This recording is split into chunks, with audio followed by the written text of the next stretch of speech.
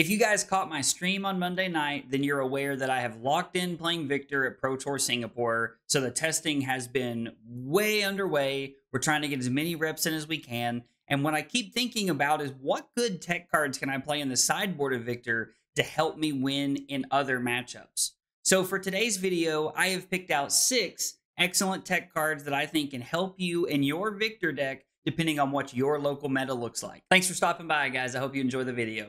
The first tech card we're going to talk about is Performance Bonus. Performance Bonus is a 0 for 3 attack that blocks for 2, and it says whenever this hits, create a gold token, and if it was played from your arsenal, it gets go again. This is a great card because it enables us to, like into a deck like Gravy Bones, kill an ally, generate a gold, and actually draw a card. So we're setting up additional go again inside of our deck as long as we're arsenaling Performance Bonus. And it also gives us the ability to draw cards, extend our turn, and continue pushing further. Now, admittedly, I haven't really found a matchup that I like Performance Bonus into other than that. You can play it against Prism, which it's a 0 cost card that destroys something with Spectra, or you can start chipping away at one of the, Angels or something like that. But it doesn't seem great into any other matchups. So if you're looking to use Performance Bonus, it really just feels like this is going to be a specific tech for Gravy Bones, which is not a bad call because Gravy Bones is everywhere in CC right now. Next up on the list is Batter to a Pulp. This powerhouse of attack comes in for 10, blocks 3, and it costs 6.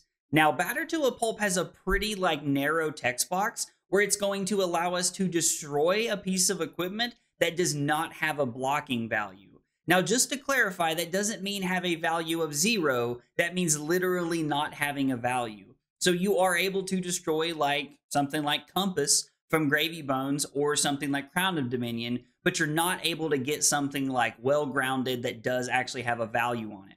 This card clashes very well. It helps a lot in the Gravy matchup, and it does have some other utilization where you can try to get a Crown of Dominion.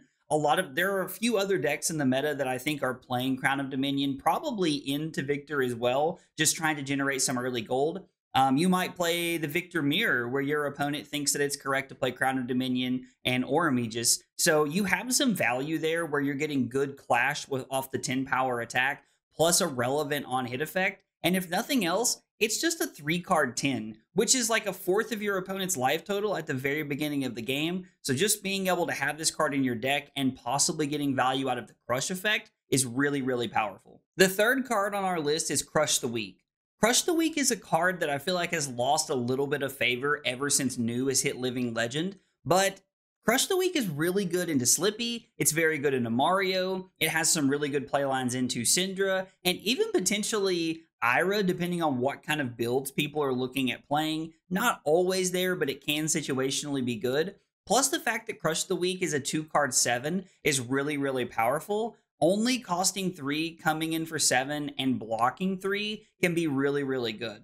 Now, I have noticed that people are cutting this card in favor of trying to sideboard a little bit more heavy for Gravy Bones tech or other matchups for Verdance for tech. But I do think that Crush the Weak has a pretty good spot in the metagame because Assassin still looks to be pretty popular. People really like Codex of Frailty and they want to play their cards that they've paid for. So I think we shouldn't count out Crush the Weak. And if you have an extra sideboard slot laying around, I think that Crush the Weak is a great place to be. Next up is Outmuscle. Outmuscle is a 3-cost, 6-power attack that only blocks for 2, unfortunately. But Outmuscle says that it has Go Again if it is not blocked by an attack that has equal power or greater to it. So if you're able to set up some Might tokens off of a Gold Main Estate, or if you're able to pummel it, Outmuscle can be very, very good, and it can get very aggressive and help you close games quickly.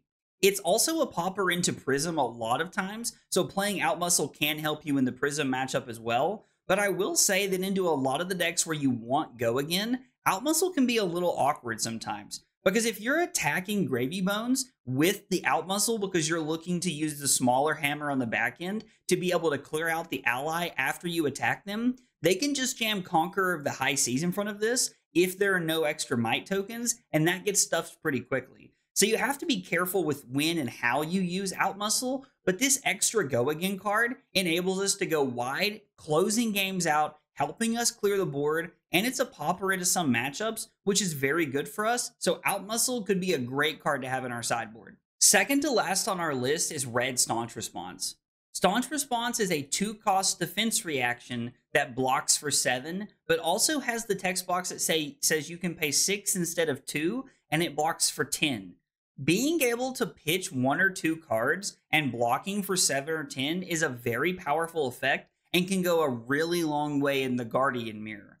Being able to stop a big crush effect or stop a relevant dominate at the end of the game off of 1 card is a great place to be at.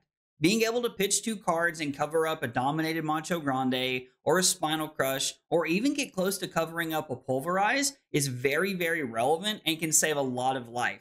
Now, you want to be careful because Staunch Response doesn't have a great utility into a lot of the decks that are looking to go wide, like Syndra. It can be a little awkward because you're blocking 7 with 2 cards, and when they're coming in for 3 and 4 every chain link, you're not going to get a lot of efficiency out of it.